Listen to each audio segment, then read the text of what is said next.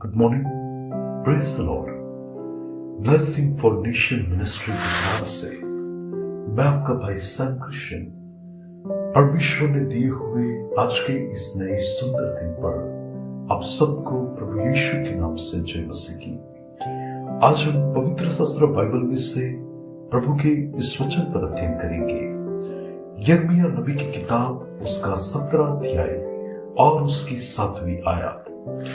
वहां पर प्रभु के वचन में लिखा है, धन्य है वह पुरुष जो यहोवा पर भरोसा रखता है, जिसने परमेश्वर को अपना आधार माना हो। मसीह यीशु में मेरे प्रिय भाई और बहन, इस संसार के अंदर कलेश है। इस संसार के अंदर कई ऐसी परिस्थितियां आकर खड़ी होती है जहां पर मनुष्य सहायता ढूंढता है, जहां पर मनुष्य किसी बातों को लेकर वहां पर चाहता है कि मुझे ये परिस्थिति के अंदर कोई ऐसी बातों के द्वारा सहायता प्राप्त हो। लेकिन ऐसे मनुष्य जो किसी मनुष्य की ओर न देखकर सर्वशक्तिमान परमेश्वर पर अपना भरोसा दिखाए और परमेश्वर को ही अपने जीवन का आधार माने, बाइबल उससे एक धन्य व्यक्ति के रूप में कहती है। लेकिन बहुत ही गंभीरता से लिखा है, श्रापित है वो मनुष्य जिसका हृदय परमेश्वर की ओर से मुड़ जाता है और जो मनुष्य को अपने जीवन का आधार मानता है। तो मुझे और आपको इस संसार के अंदर कोई भी परिस्थिति चाहे क्यों ना हो, हमें तो परमेश्वर पर अपना भरोसा दिखाना है। हमें तो उसे ही अपने जीवन का आधार मानना है। तब जाकर हम ठोकर भी नहीं खाएंगे और हम हमेशा स्वर्गीय स्थानों से उन आशीषों को प्राप्त करेंगे, उन भली बातों को प्राप्त करेंगे जो मनुष्य हमारे लिए नहीं कर सकता। मैं कल ही इब्राहिम के बारे में पढ़ रहा था कि जो एक आशीषित मनुष्य के रूप में उत्पत्ति 24 और 1 में लिखा है कि वो सब बातों में एक आशीषित व्यक्ति था।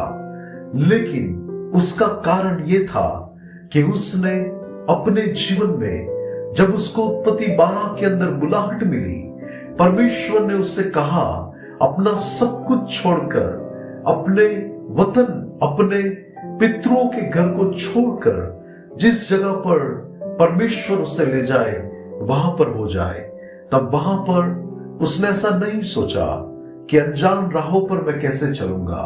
उसने ऐसा नहीं सोचा वहां पर अन्य जातियों के बीच में मेरे लिए क्या होगा, वहां पर मेरा जीवन खत्म तो नहीं हो जाएगा, मैं किसकी सुनकर निकलूं। लेकिन उसने तो ये बात को जान लिया था कि जिसने मुझे बुलाहट दी है वो तो विश्वास योग्य परमेश्वर है।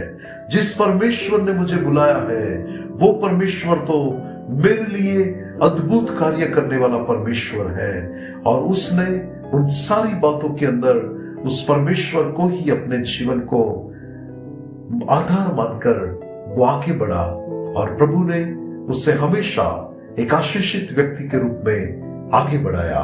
परमेश्वर ने उसकी सुधि ली और उसके जीवन में अद्भुत कार्य किए।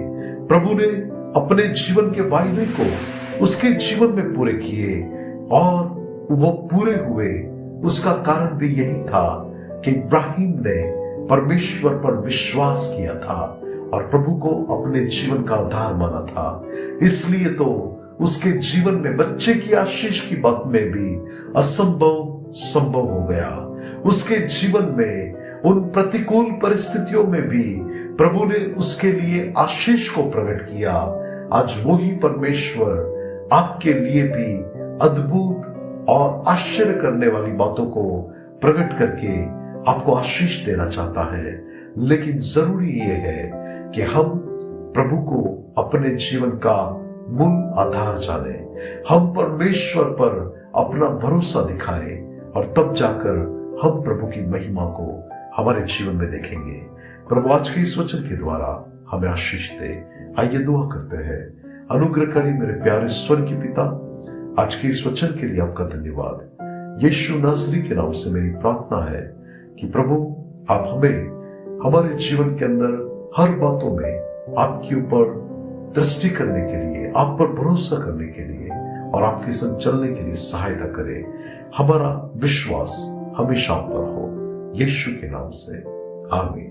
May God bless you. Have a blessed day. Shalom.